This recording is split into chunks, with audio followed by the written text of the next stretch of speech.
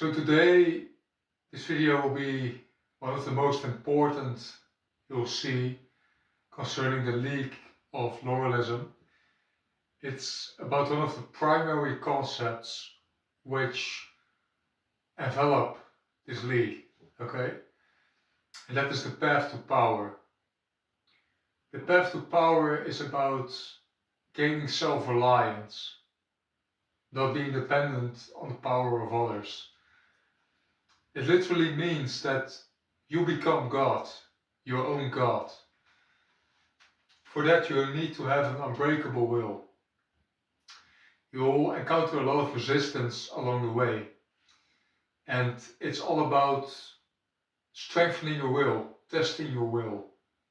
You think people like Alexander the Great, Adolf Hitler, Joseph Stalin, Napoleon Bonaparte, Donald Trump, John F. Kennedy, George Washington.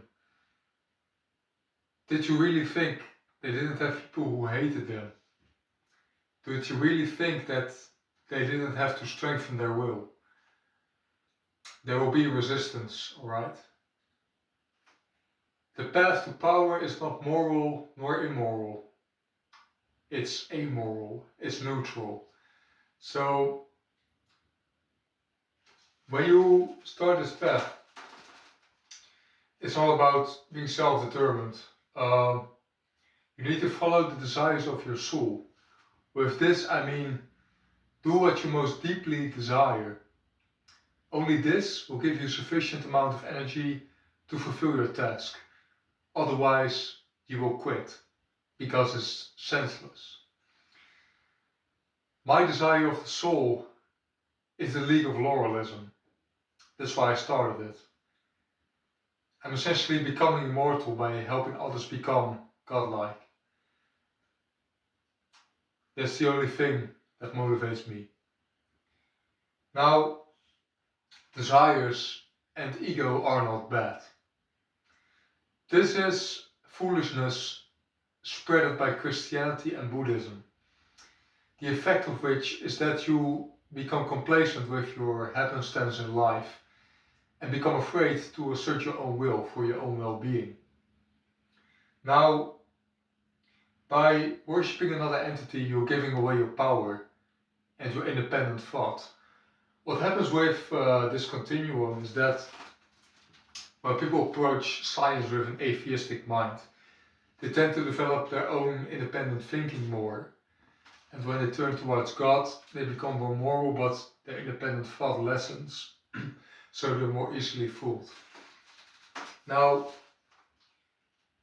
keep in mind that for this process you need confidence, and I will go further into that later in this video, but for confidence, look at the video Tony Montana The Last Stand, of which I will provide a link in the description. That is confidence, alright.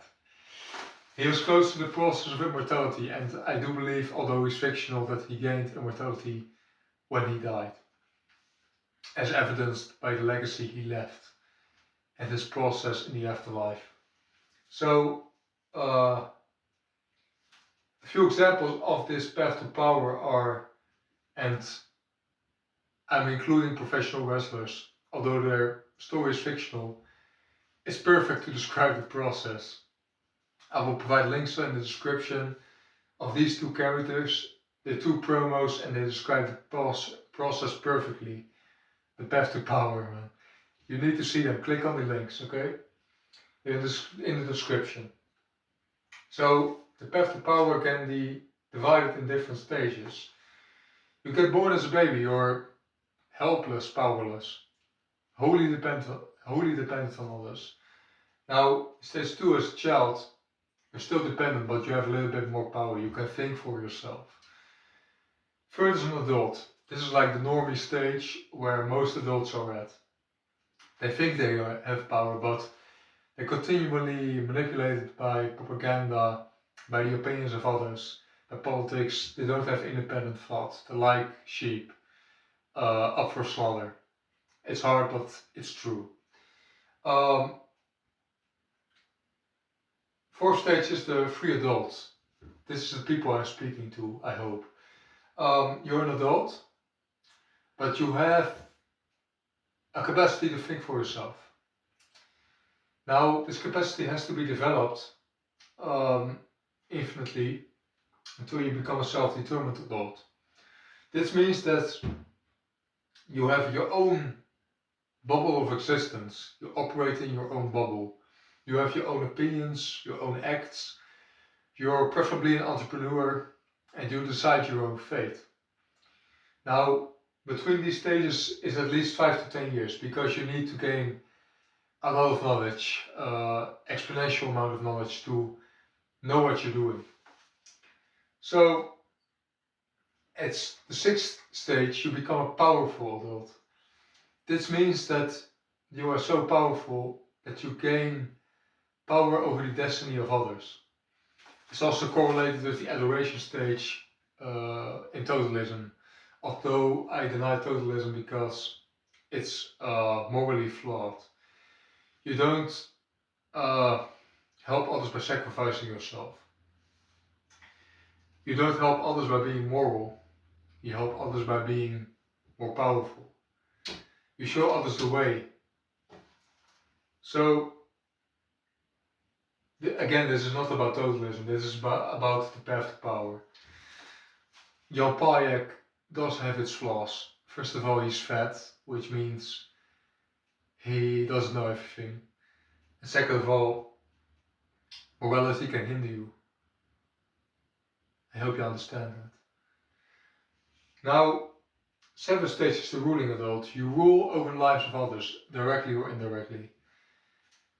And this means that a lot of karma gets passed onto you, either good or bad. So, at the beginning of this stage, you get the risk of either assassination or self-inflicted suicide, as happened to Hitler.